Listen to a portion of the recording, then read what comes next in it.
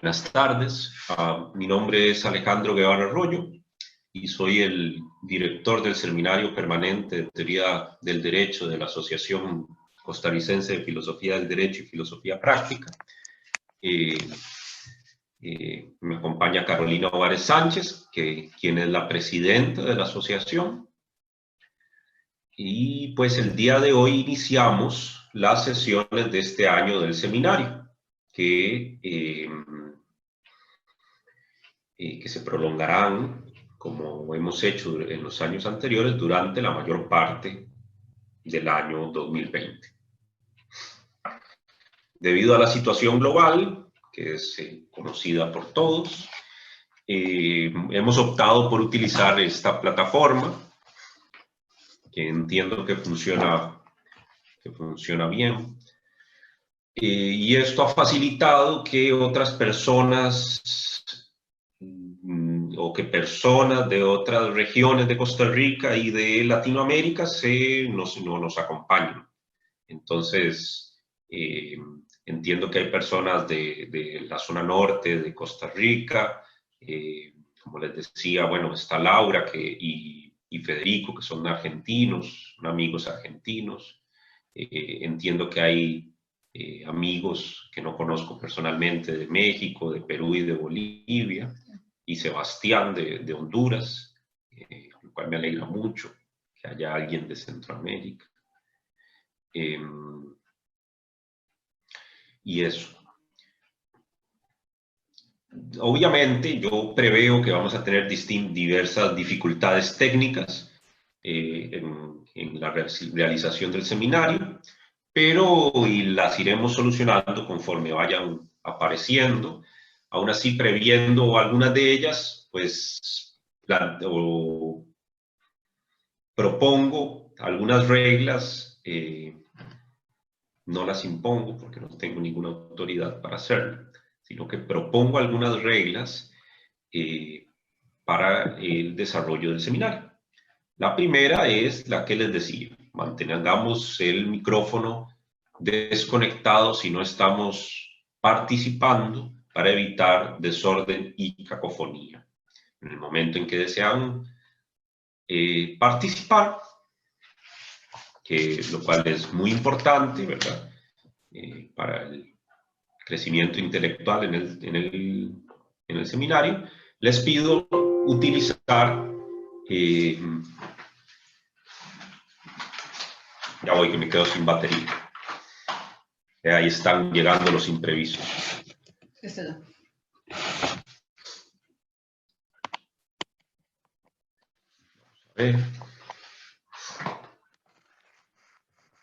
Entonces les decía que si desean participar, lo cual es muy importante, por favor utilicen el dispositivo de levantar la mano, y si ven que no reacciono y sigo hablando, muévanse un poco o algo por el estilo, y yo intentaré hacerlo, intentaré pues darles el espacio respectivo. Hay una tercera, déjenme ver qué.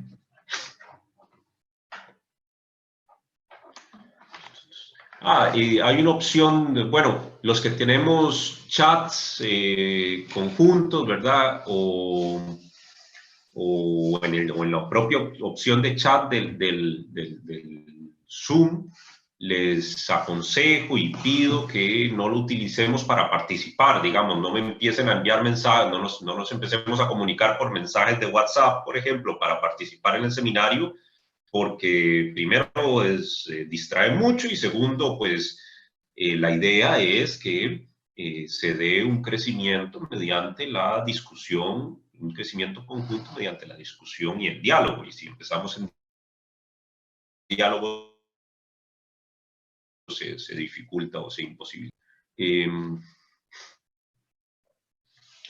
Cada vez que participen, por lo menos por ahora, por un tiempo, en unas sesiones, mientras nos vamos conociendo, les pido que se presenten, digan su nombre, pues si quieren pueden decir de dónde son o en dónde están, y eso. para que podamos dirigirnos por los nombres, obviamente. Bien, esto es lo que tenía, las reglas que tenía para decirles o proponerles. No sé si tienen alguno o alguna, algún comentario, sugerencia, duda, crítica o algo por el estilo. ¿Todo bien? Muy bien.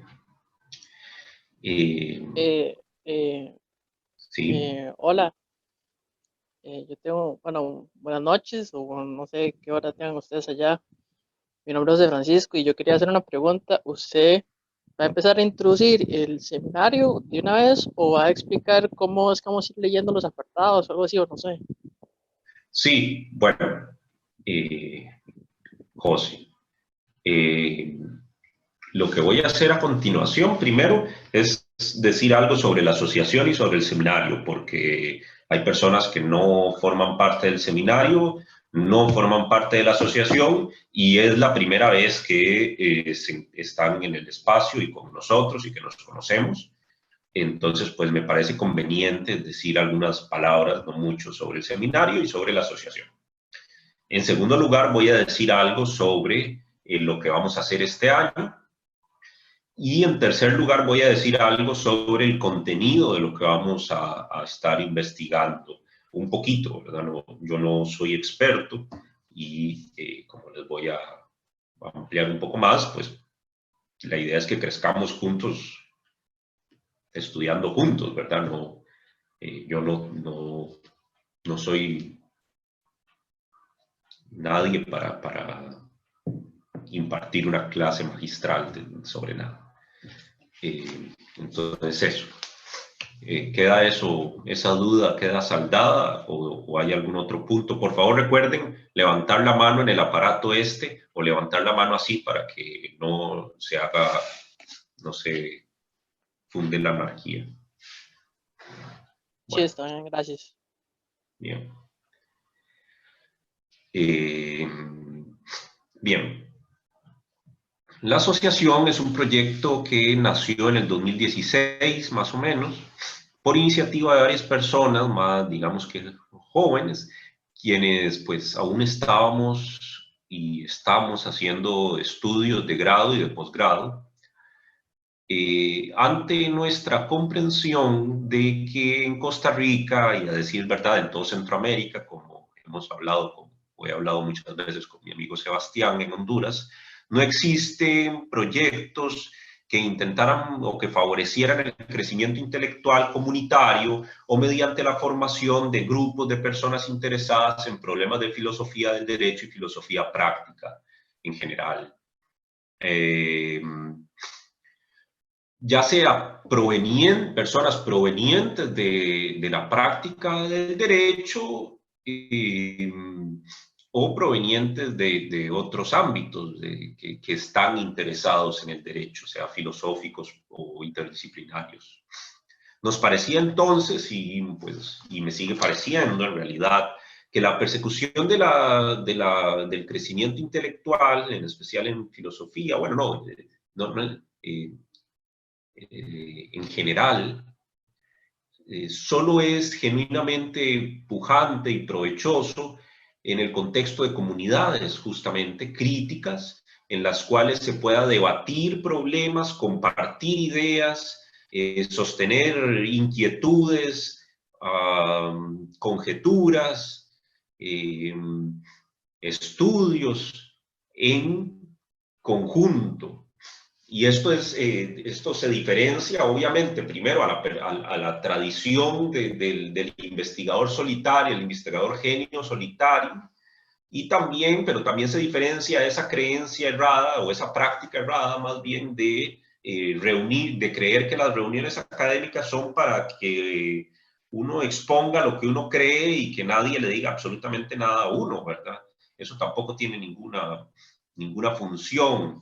En cambio, la dinámica y el objetivo es que en el diálogo conjunto vayamos creando nuevas ideas y se nos vayan ocurriendo nuevas cosas.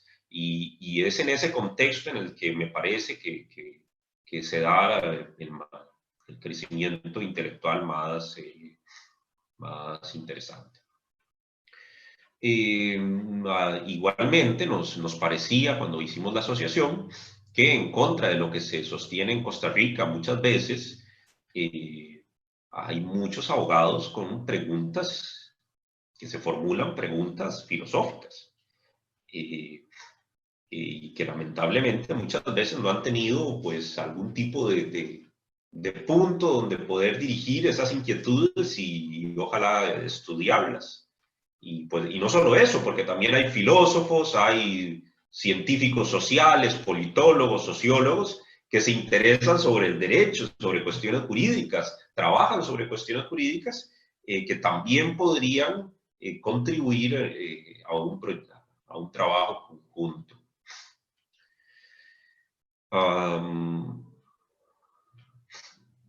Todo ello, en fin, aportaba o apoyaba la formación de este proyecto, que ha ido creciendo poco a poco.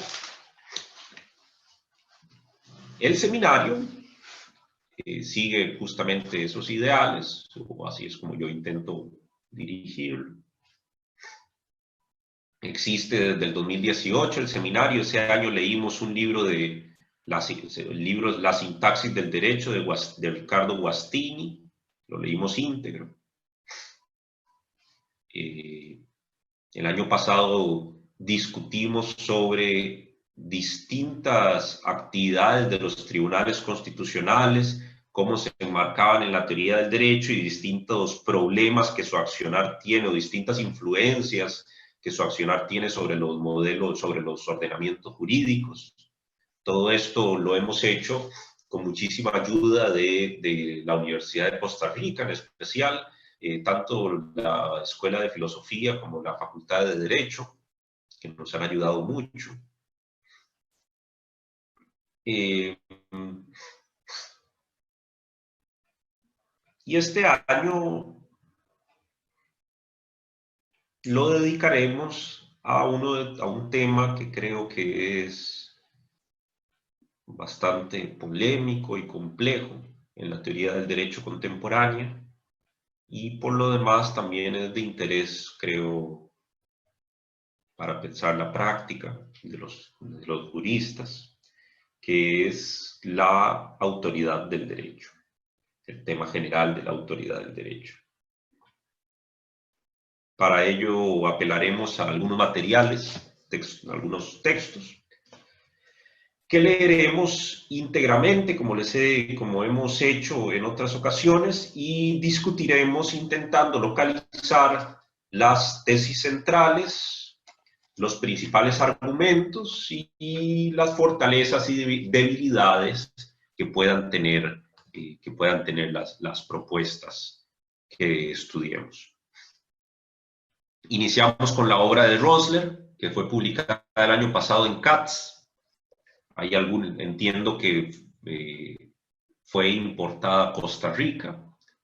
Es probable que esté en algunos otros lugares de Sudamérica, y obviamente es más sencillo de obtener para los que viven en el Cono Sur, porque ahí fue publicada.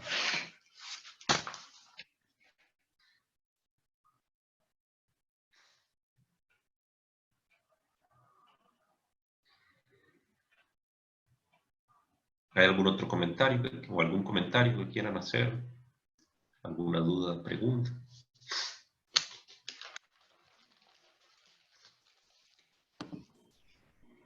Buenas tardes. Hola Ana, ¿qué tal? Todo bien, gracias. Perdón por llegar tarde, estaba en clases, pero ya estoy aquí. Muy bien. Estamos como me recomendaste vos, estamos con los micrófonos desconectados. Sí, por eso entré así también. Así que bueno, hasta luego. Excelente.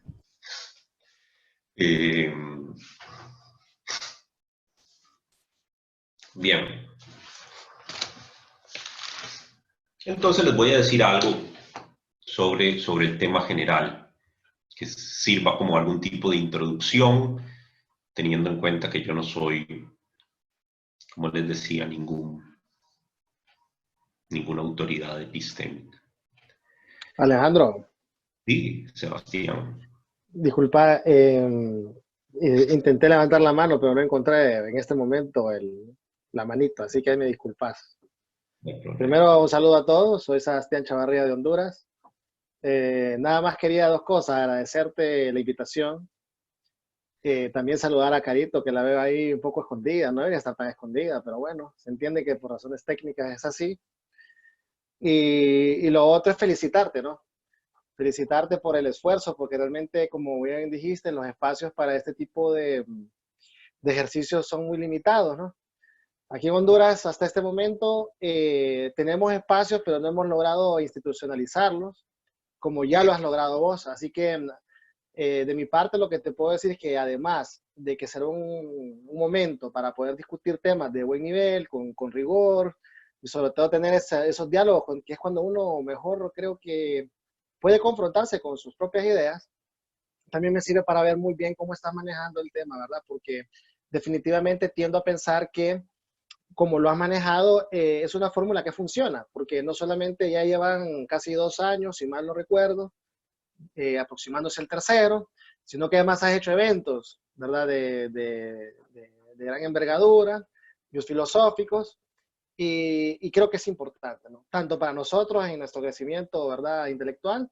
Y algo que mencionaste que también me parece que es de recalcar es un lugar donde podemos enviar a los profesionales que tienen preguntas que son absolutas y totalmente filosóficas, o si queremos decirlo más precisamente, filosóficas, ¿no?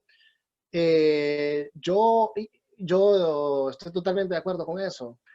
A veces se menosprecia, ¿verdad?, las preguntas que pueden hacer algunos colegas y creen que las respuestas bastarían con las que se nos dio en Introducción al Estudio del Derecho. No sé cómo se llamará esa clase en Costa Rica. Aquí en Honduras, pues es Introducción al Estudio del Derecho. Sé que en Argentina en algunas cátedras llaman Teoría General del Derecho, que es una de las primeras clases, y como que ahí termina la discusión.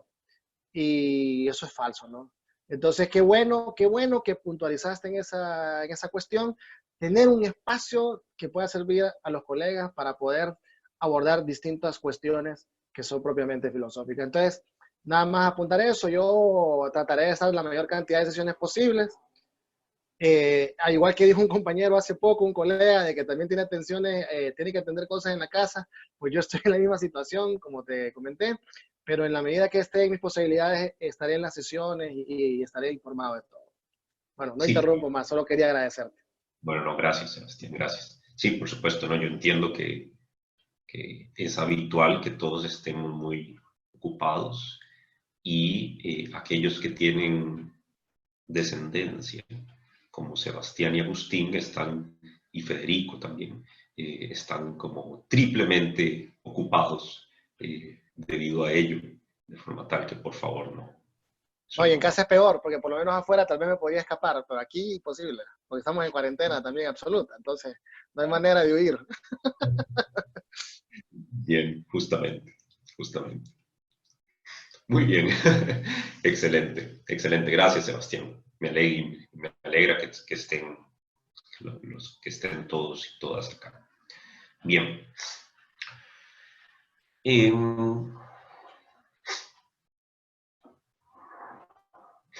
La cuestión de la autoridad del derecho como una especie de la autoridad de los asuntos sobre la autoridad política de un régimen, tradicionalmente se han concentrado en la discusión sobre la legitimidad o sobre el derecho legítimo o sobre la autoridad legítima del derecho. Por cierto, esto estaba, el tema filosófico tradicional de la autoridad política también está muy emparentado, o a veces se confunde en la literatura con el tema del poder político y de la legitimidad del poder político. Entonces, normalmente lo que se ha discutido es el tema de la legitimidad de la autoridad del derecho, o sea, la cuestión de qué justificación ha de disponer un régimen jurídico y qué obligaciones o deberes de obediencia conlleva para los sujetos de ese régimen político, para que sean obligatorias, para que sea obligatorio lo dispuesto por ese ordenamiento. Sin embargo, en las últimas décadas se ha impuesto un problema ligeramente distinto en la agenda de discusión.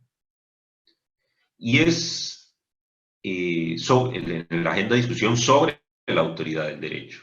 Y se trata de la cuestión de si la identificación de lo que es derecho no supone necesariamente que ese derecho tiene, o al menos pretende tener, algo llamado autoridad sobre sus súbditos. En otras palabras, se discute sobre si el concepto de derecho debe incluir en su contenido la propiedad de autoridad y obviamente en qué puede ser tal cosa, en qué consiste tal propiedad. Para quienes abordan esta cuestión, por supuesto, se han abierto una multiplicidad de problemas y de discusiones y de polémicas. El debate, digamos, candente que aborda Rosler es el siguiente. Está entre quienes creen que para identificar el derecho se requiere suponer que éste tiene autoridad, en efecto. Y esto solo puede lograrse, determinar cuál es la autoridad, apelando apelando es un término impreciso y lo uso conscientemente de forma imprecisa porque son muchas las versiones, muchas las formas en que se entiende esta técnica. Pero se hace apelando a una justificación ética política. Hola Mario, ¿qué tal? Hola, disculpen que estaba dándole clic al otro vínculo y no me abría. No, Y después te mandé un mensaje, de hecho, y después vi que era un nuevo vínculo, disculpen. no hay problema. Mario, te pido por favor que mantengas el micrófono apagado hasta que, a menos que quieras participar. Listo. Gracias.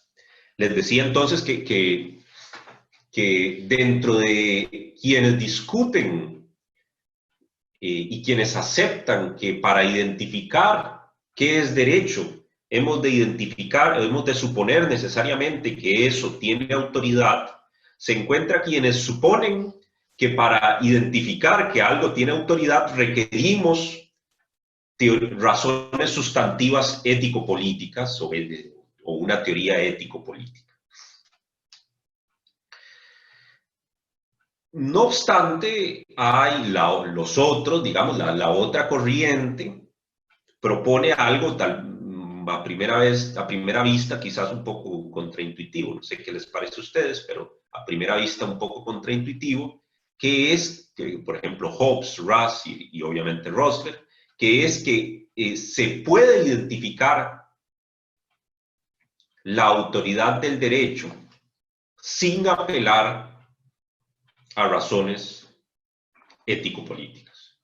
O sea, que sí es cierto que el derecho supone una propiedad de autoridad, o por lo menos que pretende tener autoridad, pero para identificar que estamos en presencia de esa autoridad, no requerimos apelar a razones ético-políticas. Esta es una cuestión un poco sutil, quizás, que es lo que vamos a estudiar. Y es un poco más sutil si agregamos que, por ejemplo, para Rosler, a pesar de que de esto, también es cierto que es posible desobedecer ese derecho que identificamos apelando a razones ético-políticas. O sea, podemos identificar su autoridad sin apelar a razones ético-políticas, pero podemos desobedecerlo apelando a otras razones ético-políticas. Por supuesto, esto es parte de lo que vamos a ir estudiando.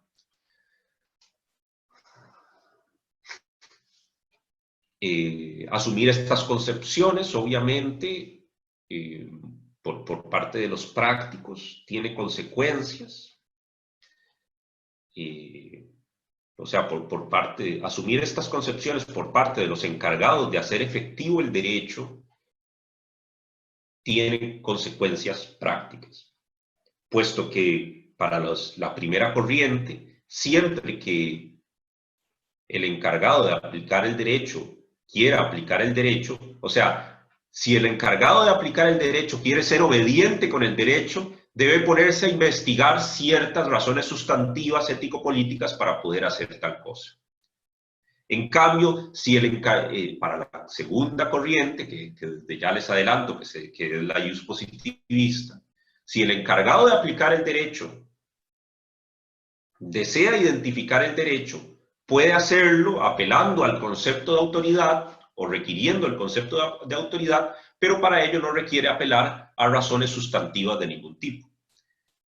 Y por supuesto, luego también puede ser que ese aplicador del derecho quiera desobedecer el derecho apelando a razones ético-políticas, pero lo va a haber identificado de forma independiente. Bien. ¿Qué piensan? ¿Tienen algún comentario a estas alturas o sobre estos asuntos? ¿Logro explicarme? ¿Les parece que tiene algún sentido lo que les digo? ¿O les parece de plano ridículo? Para mí tiene absoluto sentido, Alejandro. Y bueno, lo personal no lo encuentro para nada contraintuitivo porque es básicamente la posición que asumo. Entonces, ahora, quizás será contraintuitivo porque, bueno, lo que está de moda hoy son tendencias neoconstitucionalistas y tendencias de este tipo que, por supuesto, encuentran que la identificación del derecho requiere a su vez la tesis de la conexión necesaria entre derecho y moral, ¿no?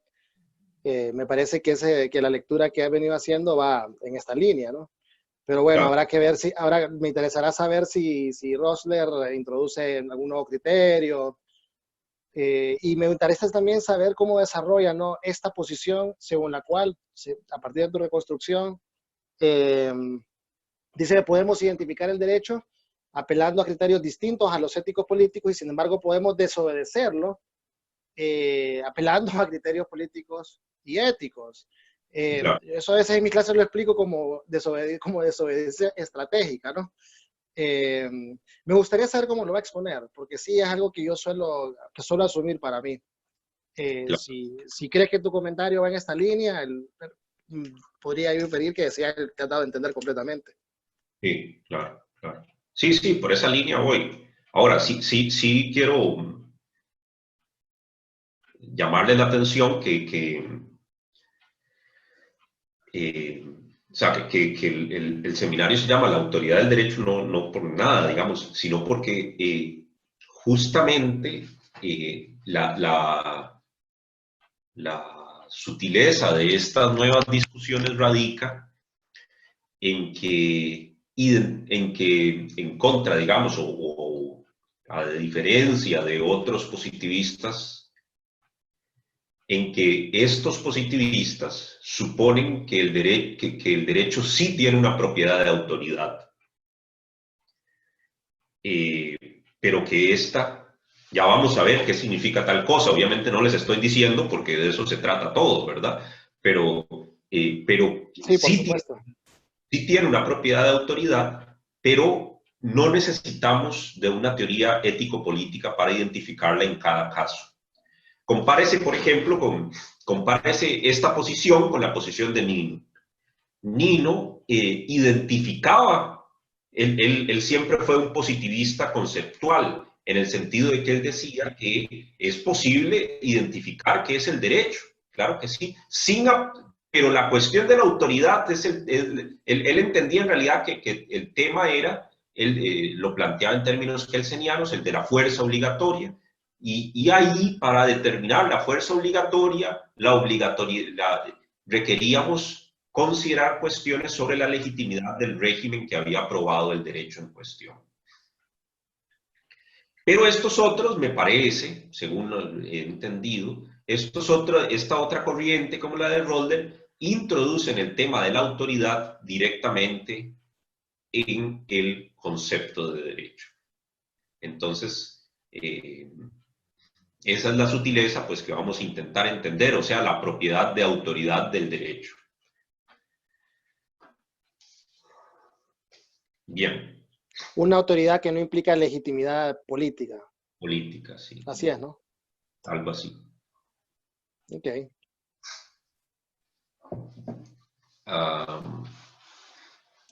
Alejandro, no sé si se me escucha. Sí, David, te escuchamos. Ok, ¿cómo están? ¿Todo bien? Primero comenta vos y luego José Francisco quiere también levantar o está levantando la mano. Listo, listo. A ver si he entendido bien. Entonces, la propuesta conceptual inicial implica el hecho de que la autoridad sería meramente un poder que se impone, y este poder impuesto no conllevaría, por lo menos en este momento genético, originario, principal, ningún trasfondo, dígase moral, dígase ético, y sin duda alguna jurídico, ¿verdad? Porque, bueno, no viene al caso, pero veámoslo como un estadio posterior. ¿Es eso correcto? Sí, bueno, o sea, vamos a ir precisando qué quiere decir la propiedad de autoridad. La he dejado un poco como incógnita porque eso es parte de lo que se intenta explicar, ¿verdad? A su vez, el concepto de autoridad que debemos investigar, aún así les voy a decir algo en unos segundos, en unos minutos, pero el concepto de autoridad que se discute tiene su sutileza conceptual, ¿verdad? Tiene su sutileza conceptual, sí. Pregunta 2, hombre. En ese sentido, digamos, veremos después la precisión que decís vos que vas a señalar. Esta forma de pensar lo entenderíamos, por ejemplo, como tradicionalmente se ha hecho en el sentido, por ejemplo, de Hobbes y otros autores, de poner una suerte de proyecto, ¿cómo llamarlo? Societario, ¿verdad? En el cual se nos da una suerte de imagen, ¿verdad? De cómo inicialmente nos ponemos de acuerdo socialmente. Es decir, vamos a ver si me logra entender.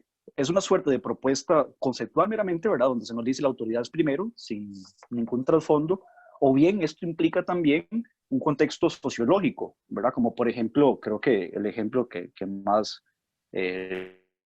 resulta eventualmente común puede ser un Hobbes, ¿verdad? Donde se dice, ¿verdad? Que hay una posición de poder, que este es malo, que si este es bueno. ¿Implicaría una suerte de imagen, por así decirlo, en ese sentido? O digamos, hacemos abstracción de esa parte más sociológica y nos quedamos meramente en un plano más abstracto de propuesta.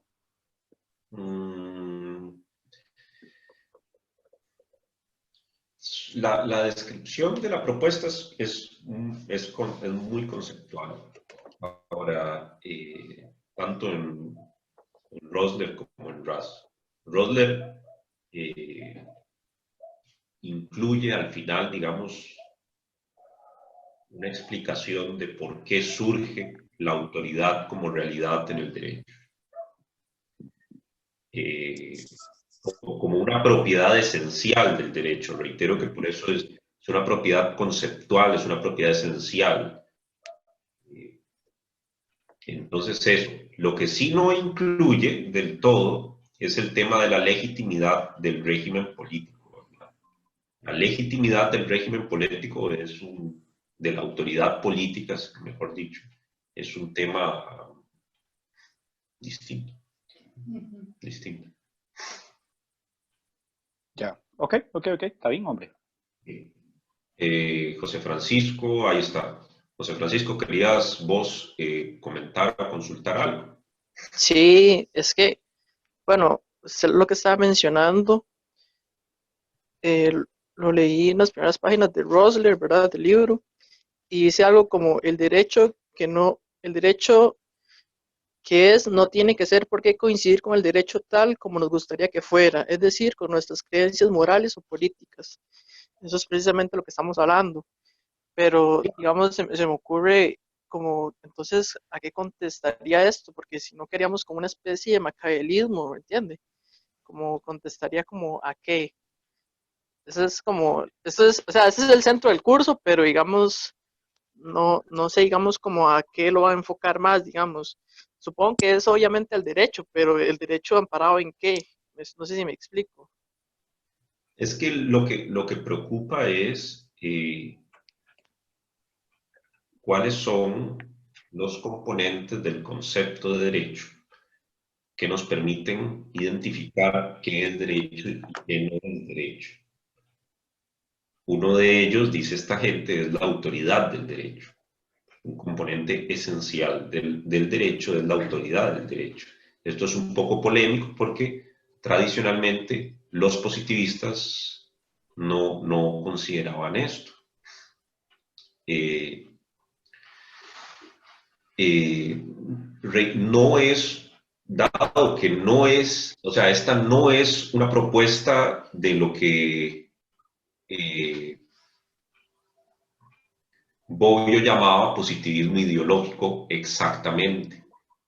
O sea, esto no es usted obedezca el derecho que existe sin duda y en todo contexto, nadie está defendiendo esto. La propuesta teórica es que el concepto de derecho posee una propiedad que se denomina autoridad. Si aceptamos esto, es cierto. Si aceptamos esto, significa que el derecho nos da razones para actuar. Eso es lo que, adelantando un poco, nos da razones para actuar. Pero como les dije, no significa que sean razones que todas las cosas, en todas las razones, teniendo en cuenta todas las razones, no puedan ser derrotadas. O sea, pero en ese caso lo que vamos a decir es, voy a desobedecer el derecho. No, no, es que el derecho es otra cosa. Mis razones morales me revelaron que el derecho es otra cosa distinta. No. El derecho era cierta cuestión, te dio ciertas razones para que hicieras las cosas de cierta forma. Vos desobedeciste por otras. Más o menos por Y, ahí. y digamos, ¿eso tiene que ir relacionado con la cuestión de soberanía popular o no? No, eso pertenece, todos los temas de soberanía, de democracia, pertenecen a la problemática de la legitimidad política, ¿verdad? Diría yo. Ok. Bueno, muchas gracias. Con gusto. Sí, Jeffrey. Hola Alejandro, saludo y gracias otra vez por continuar con la iniciativa del seminario. Alejandro, una pregunta yo sé que vamos a ir trabajando en relación con el concepto, pero quisiera, digamos, adelantar si dentro de lo que vamos a ver por autoridad de derecho existe algo más que aquellas propiedades que identificábamos nosotros como validez de derecho, en donde hablábamos de una norma emitida por una autoridad competente siguiendo el procedimiento establecido. Si ese concepto de autoridad encierra algunas propiedades distintas a lo que ya podría uno identificar con validez. Creo que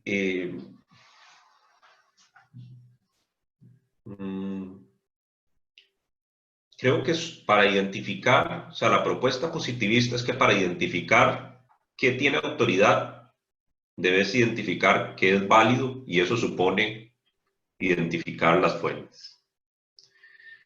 Pero el concepto de autoridad sí me parece más denso que el concepto de validez. O sea, incluye algunos otros elementos que el concepto tradicional, digamos que el seniano no incluía.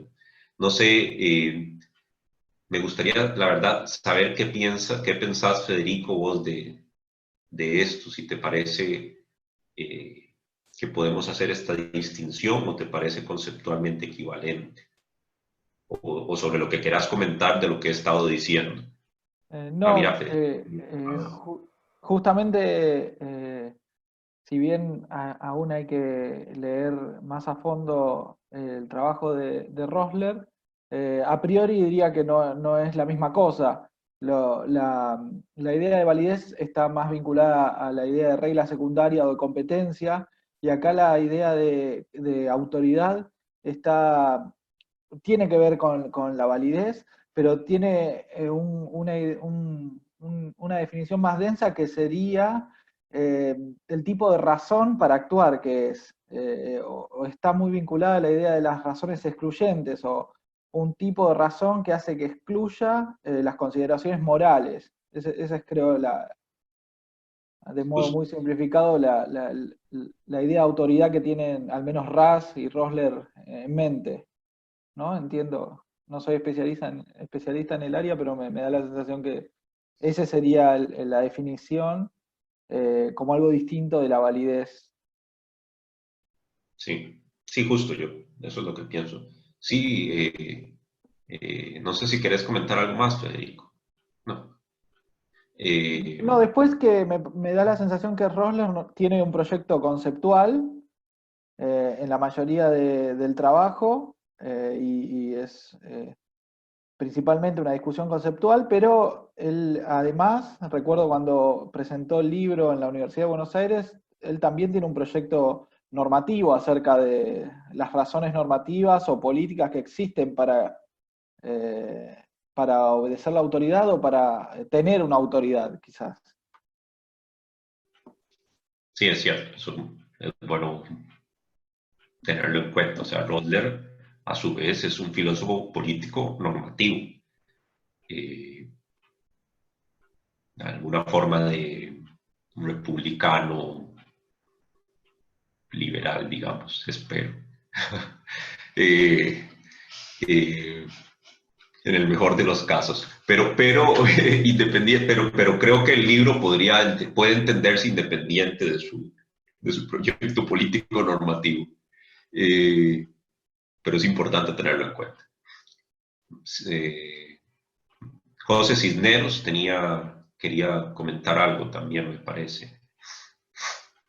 Hola, buenas noches a todos, buenas noches Alejandro, y gracias también por reiniciar este ciclo que viene apoyando la asociación. Eso para empezar. Quería plantearte, solo para efectos de saber si te he seguido correctamente, podríamos hacer el esquema diciendo entonces que una posición entiende la autoridad como una consecuencia, en el caso de la primera posición, y la otra como un elemento de autoafirmación o constitutivo, para no decir autoafirmación, no sé si el término más bien es un poco confuso. Esa es un poco la duda. Yo entiendo que ambas, o sea, que la polémica debe haber gente que dice que el derecho no requiere concepto de autoridad, reitero, del todo para identificarse. No, pero de hecho, tradicionalmente nadie hablaba de la autoridad cuando hablaba de la identificación del derecho. Pero la discusión que vamos a ver en este seminario es entre quienes dicen que la autoridad, o sea, ambas corrientes dicen que la autoridad es una parte, es un elemento, una propiedad conceptual del derecho, o es una parte esencial o constitutiva del derecho, pero unos dicen que para identificar esa propiedad requiero una teoría ético-política, y otros dicen que para identificar esa propiedad no requiero una teoría ético-política. Los positivistas, básicamente, ¿verdad? Los de Rosler les llama interpretativistas a la corriente, del otro lado. Pero también alguna podría, tienen más sabor a naturalismo, pero bueno, también hay un debate en a qué debemos llamarle naturalismo, entonces pues no, mantengámonos sin los nombres para no generar polémica. Bien, lo otro que quería comentarles de contenido antes de empezar en el libro era de hecho algunas distinciones que me parece que pueden ayudar un poco. Lo primero es que es habitual actualmente entender o explicar el comportamiento humano en la filosofía práctica, explicar el comportamiento humano mediante o apelando a las razones que podrían haber estado dirigiendo o que se podrían entender como motivos de dirección de un comportamiento dado. El derecho, por ejemplo, brinda, se dice, sus normas se pueden entender como razones para actuar de tales o cuales formas. Las razones para la acción se distinguen comúnmente de las razones para creer en algo. Es una distinción moderna, con sabor moderno, con sabor kantiano, y típicamente la versión tradicional es muy tajante, ¿verdad? O una cosa es una razón para la acción y otra cosa es una razón para la creencia y no se conectan de ninguna forma. Pero también eso puede debatirse y supongo que se ha debatido porque creer en algo es una forma de actuar, me parece a mí, y no me imagino cómo puede uno actuar de creencia, aunque sea muy sencilla, sobre cómo es el mundo. Entonces, en realidad, creencia y acción tienen múltiples conexiones. Pero bueno, el punto es que se puede todavía hacer la distinción perfectamente.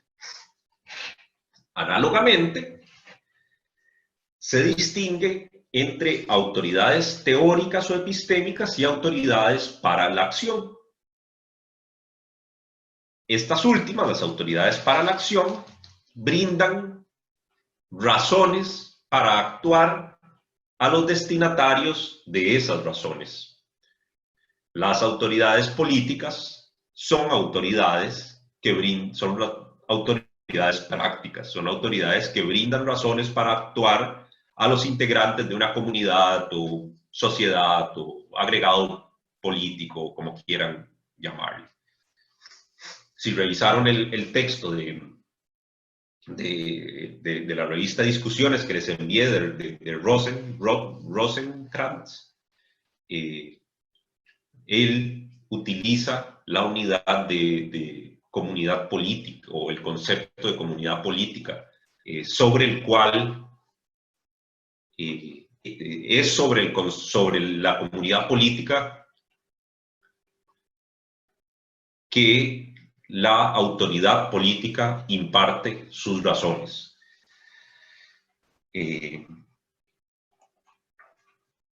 Es obvio que, ahora bien, uno puede distinguir entre cuestiones descriptivas y cuestiones prescriptivas, o un sentido descriptivo y un sentido prescriptivo en el que un X es una autoridad política. Decimos descriptivamente que un X es una autoridad política cuando decimos que que las razones que ese X le da a una cierta comunidad son más o menos obedecidas, sea por lo que sea que son obedecidas. En cambio, decimos prescriptivamente que un X es una autoridad política cuando decimos que un X está justificado para mandar, o sea, para dar razones para la acción sobre una cierta comunidad política. Son dos problemas, por supuesto, distintos. Normalmente han sido entendidos distintos y normalmente se ha entendido que no hay mucha conexión entre ambos, si bien obviamente está la visible excepción de Hobbes, que entendía que identificar la autoridad de facto conllevaba también una justificación de esa autoridad.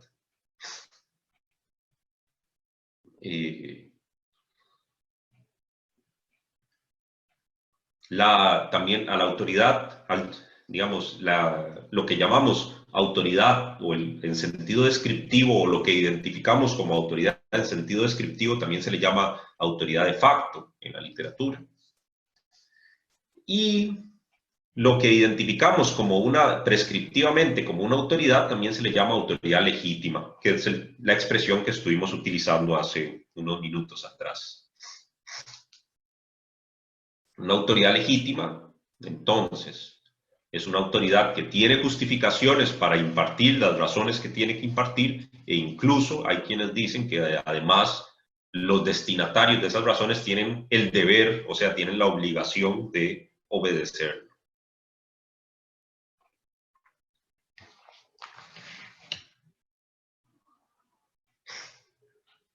Sí, finalmente, pues, cabe tener en cuenta o cabe la precisión de que la autoridad del derecho es una autoridad política.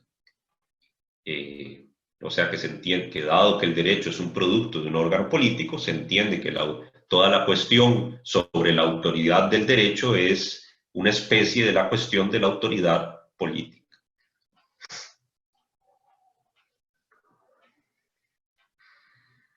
Y puede discutirse, como ya hemos estado introduciendo anteriormente la distinción, puede discutirse tanto descriptivamente como prescriptivamente. Bien, con eso termino yo todos mis comentarios comerciales e introducciones. Me gustaría saber si tienen alguna consulta, si quieren criticar algo o si quieren decir algo de cualquier tipo. ¿No? Bueno. Hombre, Sí, dale. Espérate para ver el toque. Sí, Ya, adelante. era para poner mi cámara también para que me veas. No, vamos a ver, creo que tal vez sería vacilón, interesante ver cómo eventualmente va a progresar la precisión a propósito de legitimidad. ¿Por qué? Porque, digamos, varios autores suelen implicar de varios conceptos dentro del concepto de legitimidad, ¿verdad? Uno básico, digamos, es, vamos a ver, por ejemplo, una norma, por ejemplo, es legítima, uy Dios, simplemente porque formalmente se emitió y es válida en el sentido más tradicional, y se emite por los órganos competentes, no se ha derogado y ahí está, ¿verdad? Pero también se suele hablar por diferentes autores, recuerdo a Hart, el mismo Rawls, que suelen hacer un análisis del concepto y suelen incluir dentro del concepto de legitimidad una variante, si se quiere, axiológica, ¿verdad? ¿Por qué? Para decirlo con una suerte de ejemplo, suele haber a veces una norma que es válida, normativamente hablando, en el sentido previo que mencioné rápidamente, y que pueda que sea moralmente reprochable, ¿verdad? Entonces, simplemente era la precisión, ¿verdad? Habría que ver, por ejemplo, si legitimidad implica por lo menos estos dos, para no ir con otros, estos dos cuestiones a propósito de la legitimidad, digamos, simplemente que no sea solo normativamente legítimo, ¿verdad? Sino que además sea verbigracia axiológicamente legítimo.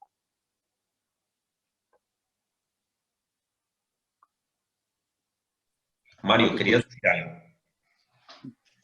Sí, bueno, primero gracias Alejandro por la invitación y gracias a todos ustedes. Yo soy digamos, estoy llegando y me encantan estas discusiones.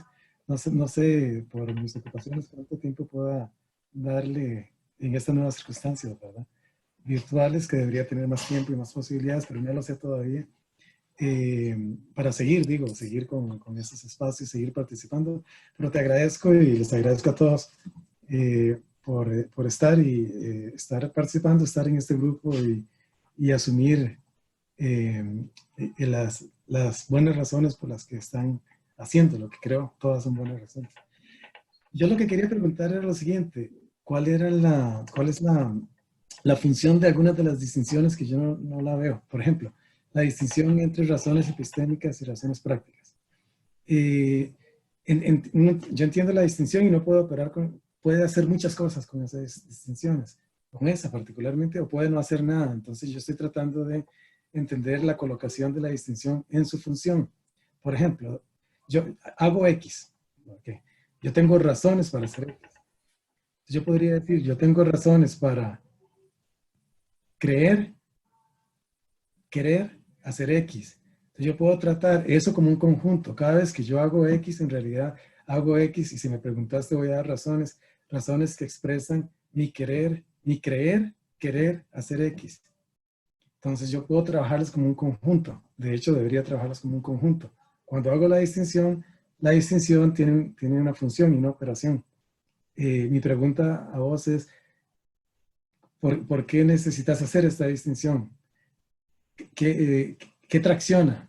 ¿Qué quieres traccionar más bien con la distinción entre razones epistémicas y razones prácticas?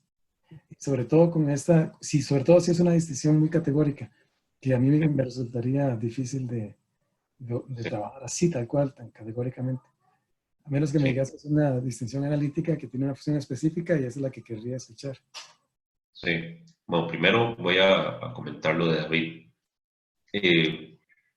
Legítimo se está utilizando, o sea, para hablar de validez en sentido jurídico, ¿verdad? O en sentido kelseniano, o más bien para hablar de lo que dijiste, legitimidad descriptiva o como propiedad descriptiva, yo prefiero utilizar el término validez en sentido kelseniano. Y entonces lo que resta es legitimidad en sentido prescriptivo. O sea, algo es legítimo quiere decir algo, o una autoridad legítima quiere decir, pues, tiene el derecho de decir en sentido normativo, ¿verdad? Tiene el derecho de mandarnos eso y quizás tenemos el deber de obedecer. Aún así, es indudable que legítimo es una expresión muy imprecisa, muy polémica. Bullying suele, cuando estamos en el seminario, detener el seminario y llamar la atención sobre que básicamente no deberíamos nunca utilizar el término legítimo porque no significa nada, ¿verdad? Pero, y con esto respondo también un poquito en parte a Mario, al cual ya voy a responder directamente. Estas precisiones que estaba haciendo, mi interés era rescatar clasificaciones habituales en la bibliografía sobre el tema y que vamos de hecho a ver tanto en Rosler como en Ras. Entonces, pues para no vernos un poco apabullados por terminología nueva, quería hacer algunas introducciones de estas clasificaciones. Entonces, directamente con respecto a lo que dice Mario, yo no había pensado así tan sutilmente como vos estás pensándolo, lo de las razones para la acción y su conexión con las razones para creer en algo, pero bueno, como comenté un poquito, yo tampoco veo tan absoluto, tan tajante la distinción entre ambas, ¿verdad? Pero la introduje porque la bibliografía de filosofía política y en específico de filosofía del derecho, en especial anglosajona o de inspiración anglosajona, la expresión razones para la acción es prevaleciente, ¿verdad? Tiene muchísima presencia y a veces, si uno dice ciertas cosas, le excluyen comentarios. A mí me han excluido, me han dicho, no, pero es que eso es una razón teórica o eso es una razón epistémica, no es una razón para la acción. Lo cual quiere decir que sí es utilizada la distinción. Entonces esa es toda la atracción que tiene, digamos, esa es toda la atracción que por lo menos puedo ofrecer a la clasificación que presenté. Yo supongo que sí tendrá eventualmente que ver en la discusión sobre el interpretavismo y el positivismo. Va a tener que ver ahí en algún momento, pero todavía no lo tengo yo claro. Entonces, en realidad era una pregunta para adelantarme a esa posibilidad. Bueno, adelanto algo, puedo adelantarte algo. O sea, la autoridad, o sea, que algo tenga autoridad, lo que quiere decir es que tiene, o que las razones para actuar que establece son utilizadas por los destinatarios, ¿verdad? Que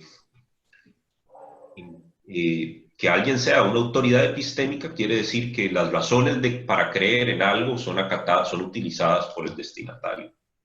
Es positivista la posición que considera que podemos identificar esa autoridad solo por características empíricas, digamos. En cambio, la posición interpretativista supone que no podemos hacer eso, que requerimos una teoría ético-política crítica, obviamente. O sea, algo que nos diga cuál es la autoridad legítima, en el sentido que lo dije hace poco. Entonces el debate está en torno a esto, para adelantarme un poquito y introducir un poco de caos, porque no, eso es justamente lo que vamos a discutir.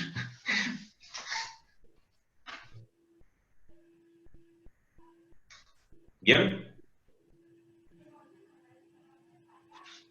Excelente. Bueno. Entonces, si les parece, recuerden que el seminario, digamos, el núcleo del seminario consiste en trabajar directamente el texto, o sea, leer el texto. Yo voy a leer el texto en voz alta. Si ustedes quieren participar, utilicen los mecanismos que les dije. Si no respondo, pues corten el micrófono, abran el micrófono y digan que quieren participar. Comenzamos entonces por la introducción. Nos saltamos el prefacio, que está muy bonito, pero ustedes los mismos lo pueden revisar. Bueno, como saben, supongo que saben, Rossler es un filósofo argentino que estudió Derecho en Oxford, gracias a la recomendación, bajo su tutor de tesis, entiendo que fue Finis, el gran naturalista, y gracias, formaba parte del grupo de estudio, del famoso grupo de estudio de Carlos Nino, y también de un filósofo político, un teórico político que se llama Jorge Dotti, ¿sí? De SCM. Entonces, en la página 13, introducción, en busca del positivismo perdido. Ok, todos comerán y beberán a mi cuenta, y voy a vestirlos a todos ellos con un uniforme, para que puedan estar de acuerdo como hermanos y adorarme como su Señor. Dick, la primera cosa que hacemos, matemos a todos los abogados. Shakespeare, Enrique VI, segunda parte, acto cuarto, escena segunda. En la era DDE, después de Dworkin, nos hemos acostumbrado a creer que el razonamiento jurídico no es ni más ni menos que el razonamiento moral o político por otros medios. Un conjunto de derechos y principios que se supone que nadie puede razonablemente negar a pesar de que no figuran en ninguna norma jurídica, y es precisamente por eso que deben ser identificados por los jueces mediante una interpretación. Hoy en día los jueces ya no parecen tener el mandato de rastrear el derecho exclusivamente hasta su fuente, Constitución, Congreso, su ruta, sino que básicamente se espera que tomen la decisión que ellos en cuanto coautores del derecho consideran moral o políticamente apropiada, como si hoy en día la independencia del Poder Judicial exigiera que los jueces se arrogaran el poder legislativo.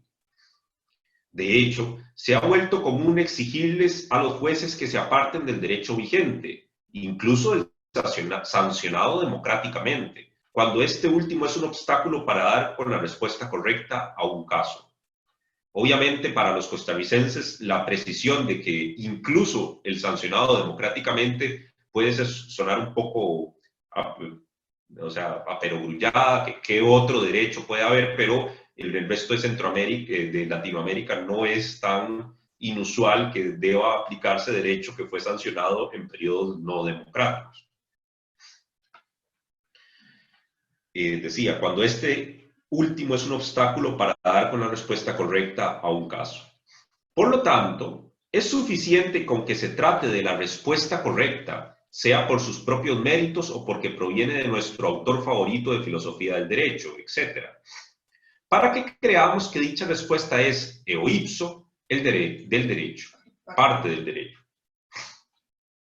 En realidad, esta manera de ver el derecho no es exactamente nueva, sino que es una variación del tema de la escuela de los posglosadores fundada por Bartolo de Sassoferrata. Mientras que los glosadores, fieles al razonamiento normativo, creían que si el derecho no estaba en línea con la realidad, era la realidad la que debía ajustarse al derecho, los posglosadores, en cambio, sostenían la tesis de que si el derecho colisionaba con la realidad, el que debía cambiar era el derecho, no la realidad. De ahí que el Colorado de Felipe, el árbitro de fútbol protagonista de un memorable cuento de Alejandro Dolina, sea un verdadero paradigma del interpretativismo.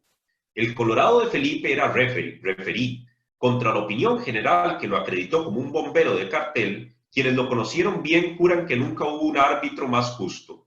Tal vez era demasiado justo. De Felipe no solo evaluaba las jugadas para ver si sancionaba alguna inacción, sopesaba también las condiciones morales de los jugadores involucrados, sus historias personales, sus merecimientos deportivos y espirituales. Recién entonces decidía. Y siempre procuraría favorecer a los buenos y castigar a los canallas.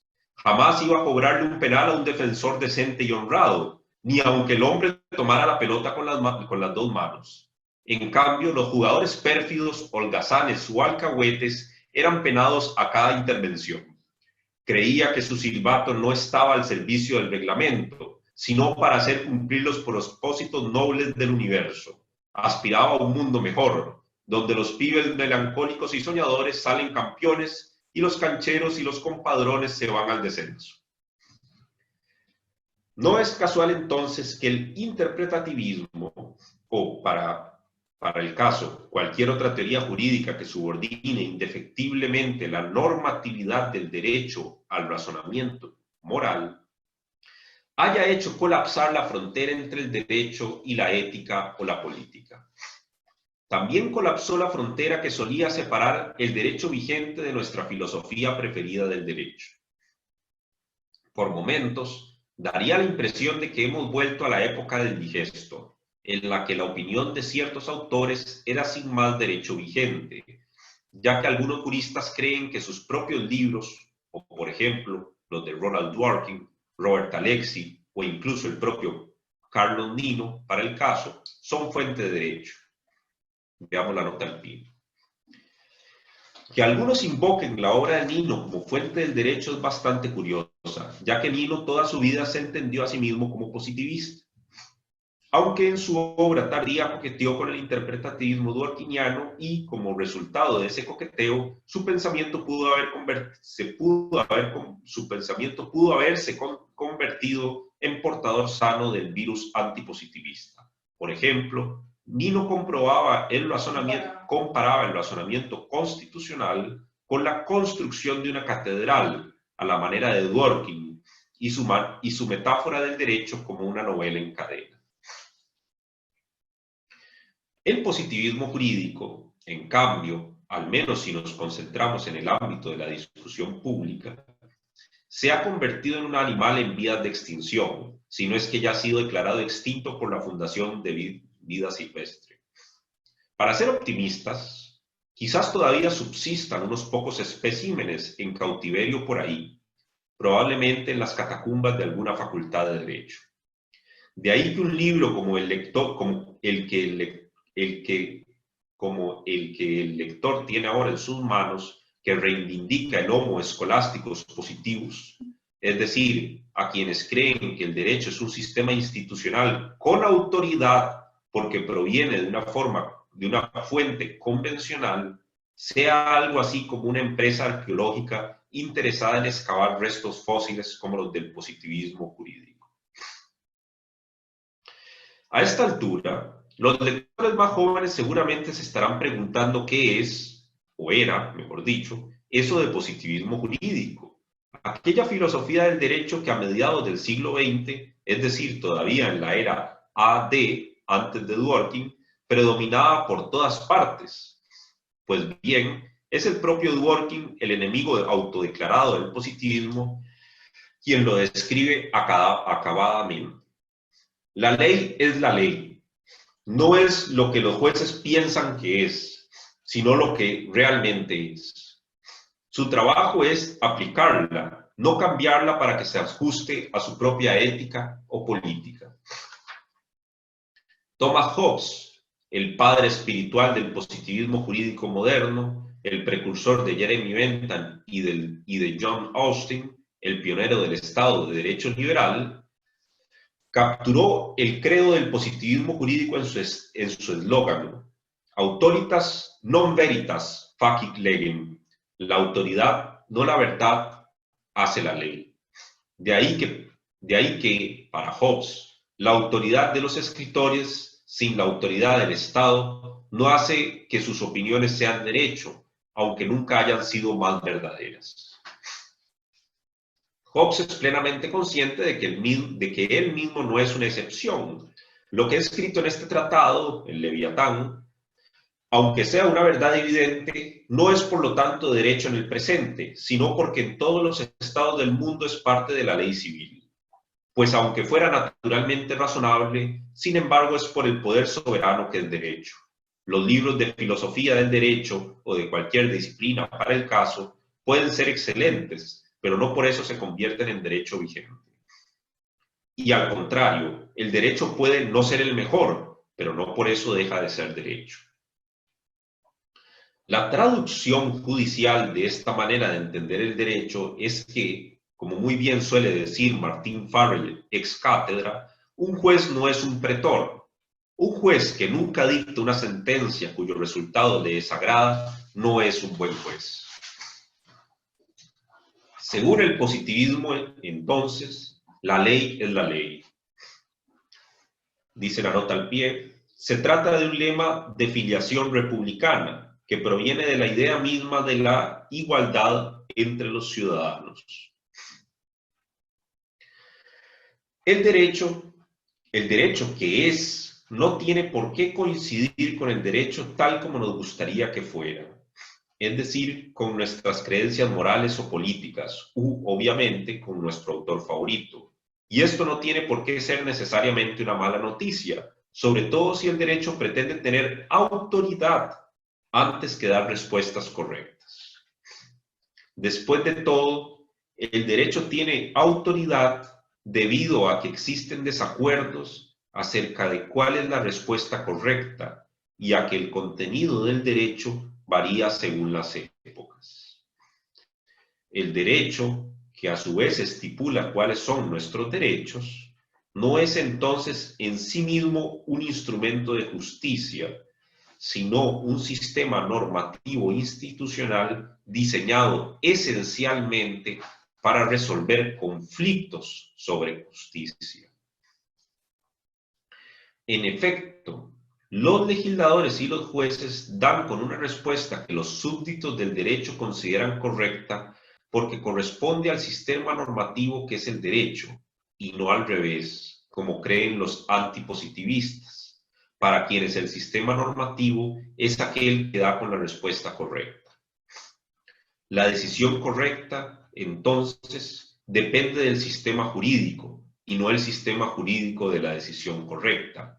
O, para decirlo de otro modo, el derecho no existe para darnos la razón, sino que, si queremos respetar su autoridad, somos nosotros los que tenemos que darle la razón al derecho. Por ejemplo, la discusión actual en la Argentina sobre el aborto muestra que existe un profundo desacuerdo acerca de si el aborto debe considerarse una forma de homicidio o un derecho de la mujer. Si el derecho fuera meramente la continuación de la moral o de la política, no tendría mayor sentido apelar a él, ya que convendría emplear nuestras creencias morales y políticas directamente. Pero si el derecho pretende tener autoridad, el hecho de que sus disposiciones coincidan con nuestras creencias y deseos es completamente accidental, ya que es nuestro desacuerdo moral y político el que explica por qué queremos que el derecho tenga autoridad. Por otro lado, obedecemos la autoridad del derecho no porque el contenido del derecho sea eterno o pétreo, sino porque, por el contrario, dado el desacuerdo sobre qué debemos hacer, en gran medida obedecemos la autoridad del derecho porque su contenido puede ser diferente. Lo que Kelsen llamaba la dinámica del derecho no es sino la otra cara de su autoridad. Una decisión muy reciente, de septiembre del 2018, del Tribunal Oral en lo criminal y correccional número 8 de la capital federal de Argentina, ilustra con claridad el punto de vista del positivismo jurídico acerca de la autoridad del derecho. La Sala Primera de la Cámara Nacional de Casación en lo criminal y correccional nos ha enseñado hoy que es válida una interpretación contra legem. La ley establece que la probation no es factible en el supuesto de delitos reprimidos con pena de inhabilitación. Y, además, que es posible prescindir de la opinión fiscal negativa cuando ésta no es del agrado del juzgador. También afirma, aunque implícitamente, que los precedentes de la Corte Suprema sobre el caso no necesariamente deben ser atendidos, con lo cual se lucha la rama sobre la cual está sentada. O sea, el tribunal ACU está hablando de la CUEM, ¿verdad? En definitiva, ordena que se haga una nueva audiencia en la cual la fiscal deberá dictaminar sobre el caso con los alcances aquí precisados a fin de que, en definitiva, se adopte una resolución que atienda los lineamientos sobre la ley sustantiva que aquí se han dejado asentados. Curioso criterio este, viniendo de quienes ponen la división de poderes por los cuernos de la luna. Hagamos, pues, lo que dispuso el superior tribunal, porque donde manda capitán, no manda marinero. El tribunal inferior, con razón, sostiene que la decisión del tribunal superior va en contra del derecho válido en el sistema jurídico al que pertenecen ambos tribunales. Sin embargo, tal como también sostiene muy claramente la sentencia, debido al mismo sistema jurídico, donde manda capitán, no manda marinero. Y por lo tanto el tribunal inferior reconoce la autoridad de la Cámara de Casación, autoritas non veritas facic legem. Obviamente, el positivismo jurídico contemporáneo no niega que, a veces, precisamente cuando no es claro, hay que interpretar el derecho. Lo que sí rechaza es la necesidad de tener que hacerlo siempre. De ahí que, de modo similar a lo que hoy en día parece suceder con Perón y el peronismo, el problema no sea la interpretación del derecho en sí misma, sino el interpretativismo, ya que para el último debemos interpretar el derecho cada vez que deseamos aplicarlo. Lo de Perón y el peronismo, no sé, no manejo todavía suficiente la cultura argentina para entenderlo. Pero me parece que está sugiriendo que Perón está bien, pero el peronismo no tanto. ¿Qué piensas? No necesariamente. Lo que está diciendo es que hay diferentes... Lo que está diciendo es que así como hay, digamos, que hay diferentes peronismos o diferentes maneras en que los peronistas interpretan a Perón. Entonces como que hay, en definitiva no se discute a Perón, sino los peronismos, la teoría acerca de lo que decía Perón. Ese es el punto. Bien. Excelente. Sebastián, ¿estás con ganas de hablar algo? Sí, no, continuando lo que comentaba el colega Federico, que en efecto yo lo había entendido así también, que hay diversas interpretaciones de la obra de Perón, por eso se habla de un peronismo de derecha, un peronismo de izquierda, una lectura que hace, por ejemplo, más marxista, decir realmente que uno a Perón, no importa en qué lado está, igual le va a servir la figura, ¿no? De alguna manera. Bien, bien. Sí, claro, quien lo quiere interpretar de izquierda va a tomar alguna frase que le venga útil y lo mismo quien quiere interpretarlo como derecha. Ese creo que es el punto. Sí. Por lo menos yo también lo había entendido así. Excelente, excelente. Sí, Roller suele citar la frase muy divertida. Ahora, Alejandro, es muy pronto para discutir, pero sí quiero llamar la atención Nunca es pronto. para ver esta tesis que dice, y que la he escuchado varias veces en otros positivistas, que no niegan. Es decir, lo que me parece, es una proposición que no me parece evidente, dice que no niega que se interprete. Lo que se niega es que haya que hacerlo siempre. Yo quisiera que lo demostrara eso. Ojalá lo hace en algún momento, porque no me parece una proposición evidente. Yo creo que siempre lo que me parece evidente más bien es que siempre se interpreta, ¿no? Sí, sí, sí, sí. Sí, eso... Eso es eso es lo que me parece que es intuitivo. Y ojalá no lo deje sin demostrar, porque ya tengo ratos de estar escuchando a este señor y dice eso. Claro, no, todo, todo tiene el tercer razón. capítulo es de eso. Todo el tercer capítulo es de eso. Depende, Bueno. depende en realidad de una distinción conceptual, no de una, no de una, No real. no de una teoría de hechos, sí. Pero esa distinción llama la atención sobre una diferencia real, diría yo, Ajá. que es entre el hecho de que a la hora de enfrentarnos a productos culturales, como lo es el derecho, o los textos del derecho, a productos semióticos, como lo es los textos del derecho, podemos comportarnos en consecuencia sin necesidad de reformular ese contenido y aclararlo apelando a reglas explícitas. O sea, lo cual para muchos quiere decir que existe una normatividad silenciosa, o sea, no explícita, que nos guía para entender y comportarnos adecuadamente ante los productos culturales.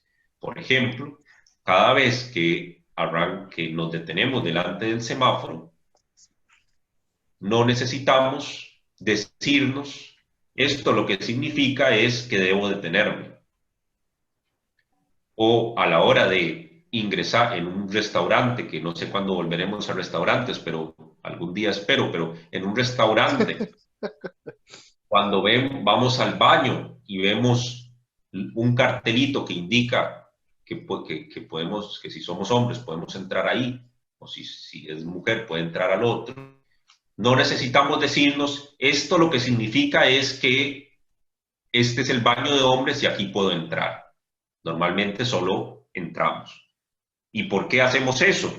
Por hábito, no exactamente, esa es la idea. Hay una normatividad que guía nuestra comprensión de ese producto que es ese cartelito, ¿verdad? De ese producto semiótico que es ese cartelito. Y eso pasa y el punto es, después de toda de esto como reitero, es adelantarme, pero bueno, vos provocaste esto. Lo lamento.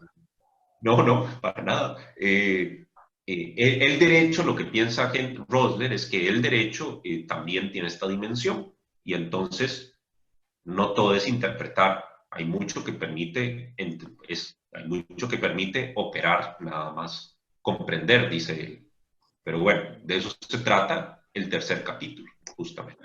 Bueno, me ahorraré los comentarios entonces. No, por favor, hombre. Adelante. No, porque me gustaría primero antes conocer qué piensa. A mí no me parece un razonamiento para nada conclusivo, porque, a ver, cuando yo estoy ante como dijiste, ante el semáforo, y no interpreto porque ya queda preciso que el rojo es cuando yo me detengo. Bueno, sí, pero el derecho justamente se va a presentar cuando yo tengo que discutir sobre aspectos de hecho, por supuesto, y cómo relaciono esos aspectos de hecho con una norma en particular, pero no solamente con esa norma en particular, sino que también con otras normas. Y ahí es donde viene una dinámica de complejidad jurídica. Entonces, en ese contexto me parece a mí que la interpretación va a tener una dimensión mucho más importante de la que me parece que él en esa proposición está incluyendo. Pero bueno, entiendo que esto que yo estoy diciendo él lo va a tratar. Pues, no, sí. Por eso yo quería ahorrarme, pues, porque realmente no quiero hablar sin haberlo ahí pones en la picota el punto, me parece, y lo argumentas bien. Sí, porque nadie va a ir ante un tribunal por algo que es evidente. O sea, uno va justamente cuando hay algo que cuestionar. O cuando hay dos partes que están en conflicto en la interpretación. Y que no hay una como dicen que dice Kelsen, ¿no? Lo del marco de posibilidades. Entonces, me parece que ahí es donde está lo relevante. No sé si él va a presentar una teoría tal donde va a poder decir, no, esto que me está diciendo es relativo, porque al final no sé cómo lo va a manejar. Por eso creo que eso, en efecto, es el capítulo 3. Pero disculpa que te interrumpí. No, por favor, hombre, por favor, no. Mario, ¿querés Yo aportar algo? quería sí, añadir a eso que precisamente en ese párrafo, a mí me parece que debilita muchísimo las distinciones con ese de siempre, a veces, cada vez. Debilita de hecho, para mí quiebra la noción y quiebra el contraste con el que inicia y trabaja y no me termina de convencer como igual que los compañeros que acaban de comentar, no me termina de convencer porque lo que está haciendo es otra vez haciendo colapsar la distinción. Si las distinciones tienen una operación y yo trabajo con ellas, tengo que saber hasta dónde llegan. En el momento en que yo la distinción la relajo y digo, bueno, a veces o siempre, bueno, si es siempre, no, si esa ya me la traje. Y no, definitivamente no me convence, honestamente, y no me convence todavía así en ese grado de generalidad, porque vean que en la página anterior que dice que habla sobre la discusión del aborto en Argentina, también ahí entonces ahí, a veces, ahí un poquito, ¿cuánto? ¿Cuánto sería un poquito? ¿Cuánto sería mucho? ¿Cuánto sería excesivo? Si interpreto, ¿hasta dónde interpreto? ¿Y cuándo es que yo dejo de ser interpretativista al 10% de la interpretación, al 15% de la interpretación? Se vuela la distinción. Además, obviamente, introduce otro elemento muy extraño con el aborto, y es la idea de que en el positivismo hay una especie de invocación a la neutralidad. Y es muy extraña. En la discusión sobre el aborto ni siquiera opera tal cosa. Una invocación solapada a la neutralidad. Y el valor de la neutralidad está dado a uno de los dos elementos, es decir, al positivismo vis-a-vis el interpretativismo. Y eso es absolutamente problemático también, para mí. Sí, sí, no voy a lanzarme a hacer la defensa del propio libro, ¿verdad? Pero, como diría un profesor muy querido, voy a intentar romper una lanza por el libro en este punto, solo por promover el pensamiento. Dale, Alejandro, sin miedo. Déjala de tirar. Lo primero es que, o sea, independientemente del término interpretación, el término interpretación, como lo utilizamos mucho los abogados, tiende a llamar a la confusión. O sea, independientemente de eso, es imprescindible para la operación el que podamos actuar ante productos semióticos sin reformular y explicitar el contenido de esos productos semióticos. Y esto es así porque lo vivimos a cada instante. O sea, la prueba de que esto es así la tenemos cada segundo. Cada segundo podemos operar sin explicitar el contenido de lo que tengo que hacer. Y aún y este es un argumento tal vez bueno, aún el interpretativista, o sea, aquel que dice que siempre hay que estar explicitando el sentido del texto jurídico antes de aplicarlo, tiene que aceptar esto, porque simple y sencillamente no es cierto que, o sea, aquello que ha explicitado también es un producto semiótico. Y si quisiera seguir su regla general de que todo producto semiótico, como el del texto jurídico, tiene que siempre ser interpretado, o sea, explicitado, ese también tendría que ser explicitado, o sea, interpretado. Y entonces estaríamos ad infinitum interpretando, y esto no sucede. De forma tal que era mentira que siempre teníamos que estar interpretando. Podemos comprender. El punto es que a veces no. Es enredadísimo. ¿Cuándo no? ¿Por qué no? Y yo estoy de acuerdo, como dice mi director de tesis, que los abogados tienen incentivos.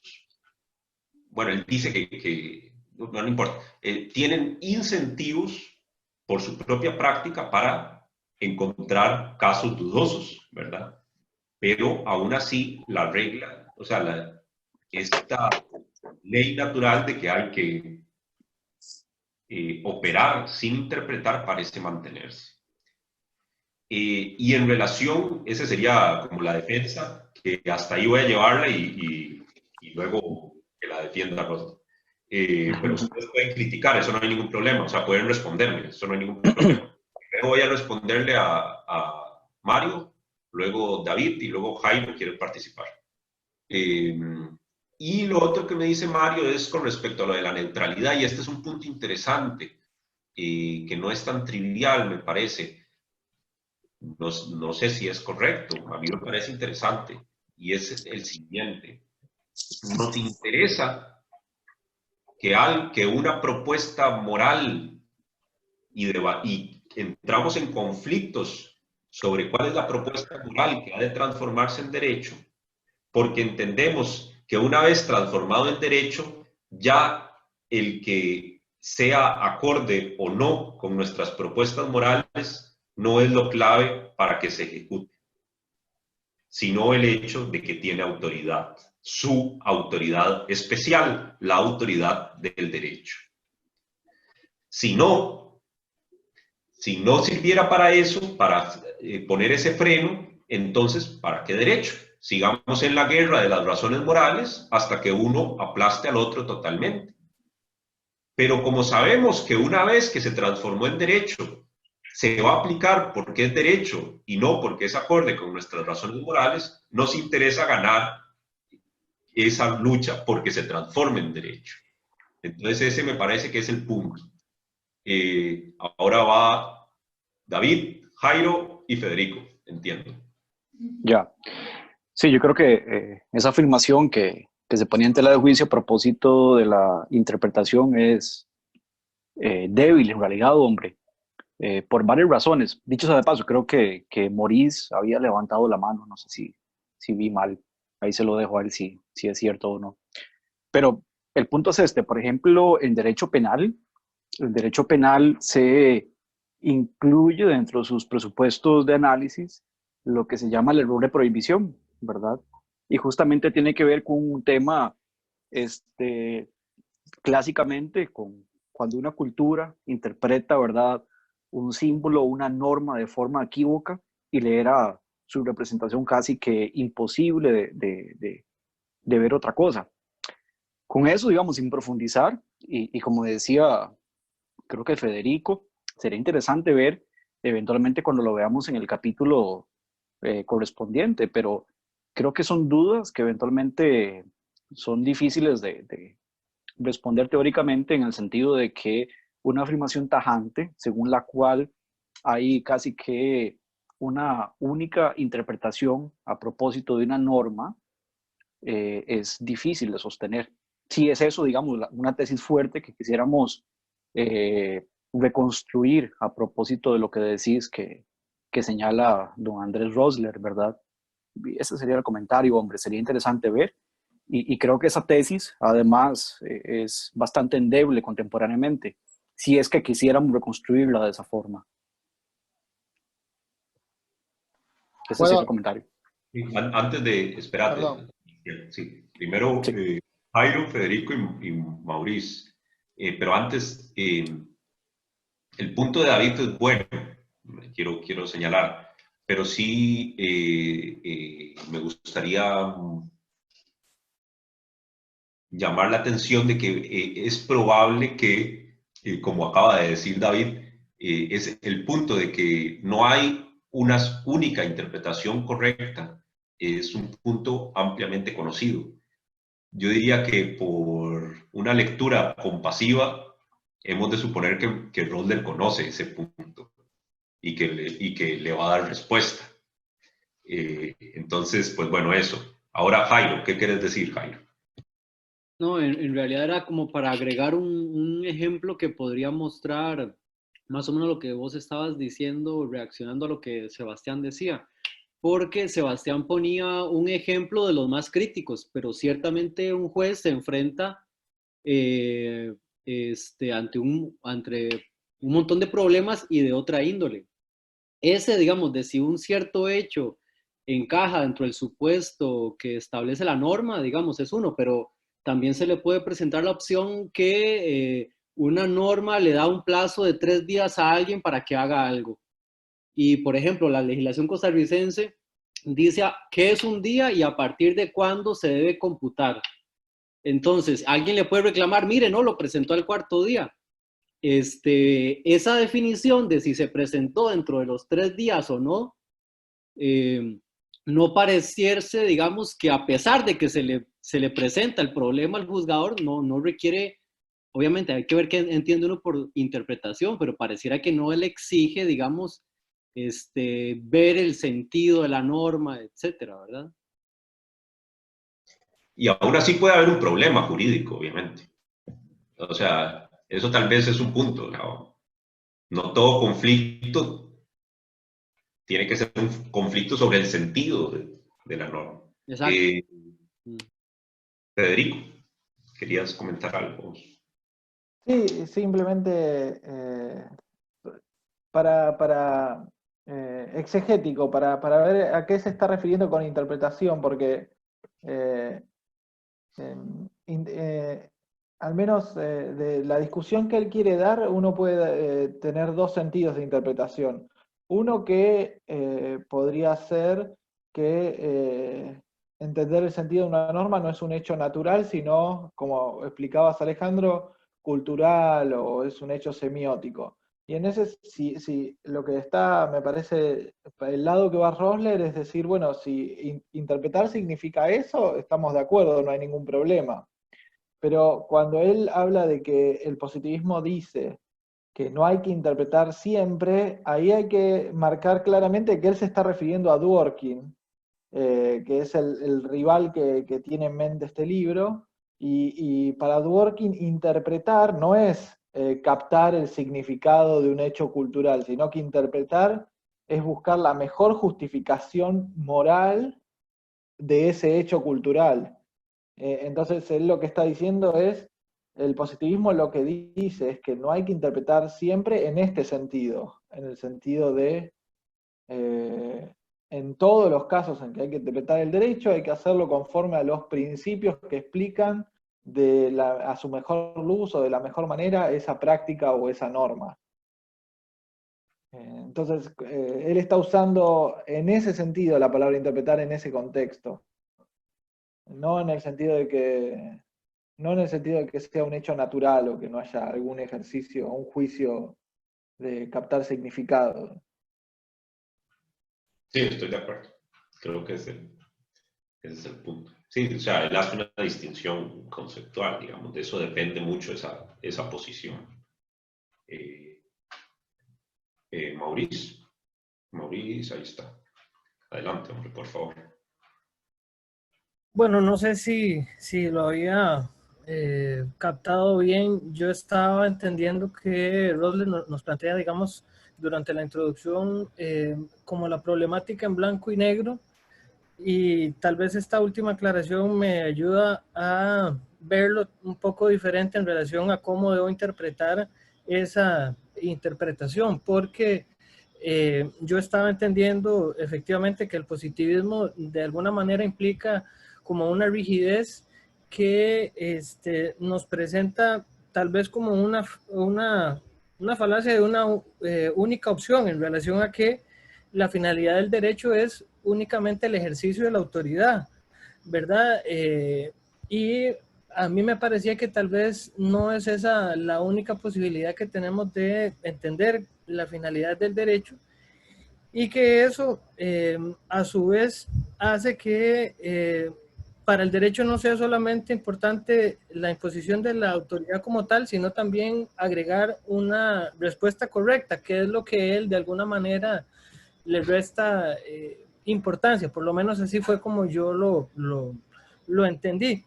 Y esa manera de presentarlo, digamos, en blanco y negro, el positivismo y el interpretacionismo, me parece también que de alguna manera deja la posibilidad de que lo cuestionemos en el sentido de que qué autoridad podría tener una decisión que es abiertamente incorrecta, ¿verdad? No sé si eso, digamos, ayuda de alguna manera a pragmatizar de alguna manera, digamos, este tema. Yo trabajo como abogado y entonces entiendo tal vez esto desde una perspectiva un poco más práctica. No sé si esto es correcto o si les Sí, parece. no, pero pertinente, muy pertinente. No, no quiero, o me hubiera gustado no introducir demasiadísimas distinciones yo, ¿verdad? Pero no hay de otra, digamos, para poder analizar este comentario que es muy interesante. Si con la única respuesta, el problema que se cita muy, que la frase esta muy citada en Costa Rica de la única respuesta correcta, de que no existe la única respuesta correcta, si lo que queremos decir es que un texto, el sentido de un texto solo puede ser reformulado en una reformulación, es claramente correcto que no existe una única respuesta, una única interpretación correcta, una única respuesta correcta al problema de la interpretación. Pero, digamos, pero hay una tendencia peligrosa y Roller juega con esa imprecisión, y Federico ahora llamó la atención sobre ello, a entender que todo lo que hace el jurista con los textos jurídicos es interpretar, que cada vez que tiene algo que ver con los textos es una interpretación. O sea, obviamente como uso de la palabra interpretación, esto es legítimo, si uno quiere llamarle así, le puede llamar así, pero hacerlo de esta forma oculta diferencias sustantivas en las distintas operaciones de las distintas operaciones del jurista frente a los textos o a los productos semióticos que es el derecho.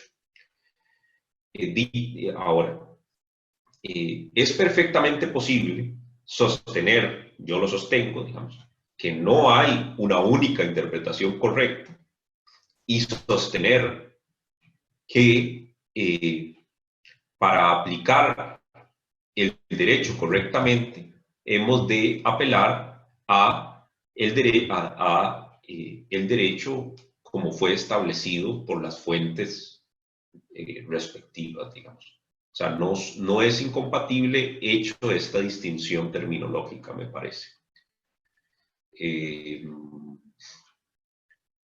Yo creo que Roller está defendiendo que se puede interpretar el derecho muchas veces, que sí, pero que en efecto la solución jurídica correcta es la establecida en el sistema normativo y no la que se infiera de nuestra ética crítica o nuestra ética política crítica. Y mantener esto es importante para la propia existencia del derecho, como él mismo intentará defender más adelante. Sebastián, ¿querías vos? Hace un rato habías levantado la mano, no sé si seguís ahí. Sí, hombre, ahí disculpen tanta intervención, pero aquí en Honduras decimos el rigio, es decir, parte del juego, ¿no? Exacto. Sí, voy a ligar esto último que dijiste, de que la respuesta debe estar en el sistema normativo, ¿verdad? Eso dijiste, ¿no? O sea, cuando se nos plantea, ¿aló? ¿Buenas? Esa es la posición positivista, al menos. Claro, es claro, y me voy a agarrar de ahí para comentar lo que dijo Federico, que por cierto encuentro muy valioso. Federico, mucho gusto, soy Sebastián Chavarría, desde Honduras, hombre, que me pareció sumamente valioso. Me gustó el hecho de que puede no tener que ver únicamente la interpretación como un hecho natural, Lo que no estoy seguro, simplemente no estoy seguro, ¿verdad? Es que podamos interpretar ese pasaje en el sentido de woodworking, porque en el positivismo excluyente tiene que quedar separado el derecho a la moral, por lo menos en el positivismo excluyente, ¿sí? Y entonces, si esto es así, habría que decir no que algunas veces no hay que interpretar, sino que habría que decir nunca hay que interpretar. Tendería a entenderlo más bien así, en esa línea, ¿no? Pero bueno, no sé si ustedes tienen otro parecer sobre ese particular. Y lo otro que vos dijiste, me llamó la atención sobre ese argumento que nos llevó ad infinitum cuando uno interpreta. A mí me parece, Alejandro, que esto que planteaste más bien va contra los posmodernos. Porque según los posmodernos, nunca es posible encontrar digamos, un marco de significaciones dentro de un grupo, ¿sí?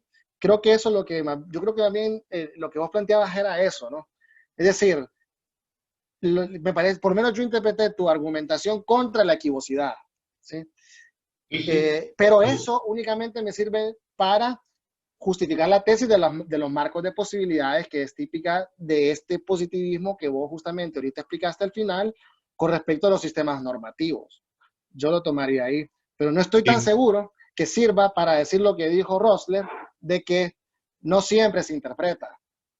¿Sí? Es que, vamos a ver, o sea, la tesis interpretativista lo que dice es que siempre debemos interpretar, y esto significa que siempre debemos reformular o explicitar el significado del texto en una regla, o sea, en una reformulación, o sea, en otro texto, o sea, en otro producto semiótico, y debemos determinar dentro del universo lógico de todas las posibles reformulaciones posibles, debemos determinar cuál es la correcta, apelando a, como dijo Federico, a ciertos ideales político-éticos, o la versión de Dworkin, que no me acuerdo cómo es que la expresa.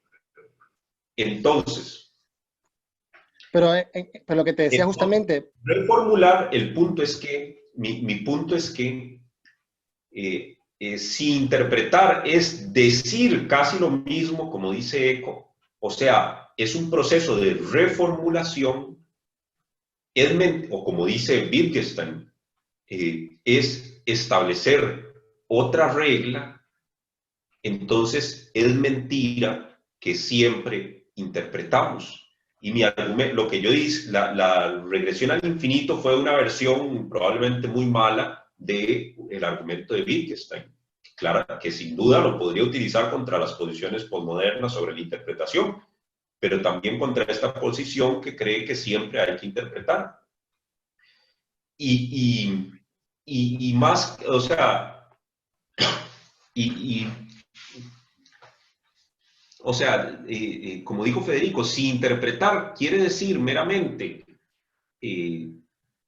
operar y entender un producto semiótico, entender su significado, sí, entonces sí, siempre interpretamos, o sea, pero si interpretar quiere decir esto otro que les decía, entonces no siempre interpretamos. ¿Cuál es el significado correcto de la palabra interpretar? Ninguno. Lo importante es que podamos distinguir estos dos hechos claramente distintos. Eso es lo que me parece más importante. Y Roller, quizás por un gusto por la escritura retóricamente divertida o florida, prefiere jugar con los varios sentidos del término interpretar antes que introducir estas distinciones. Por ahí me parece.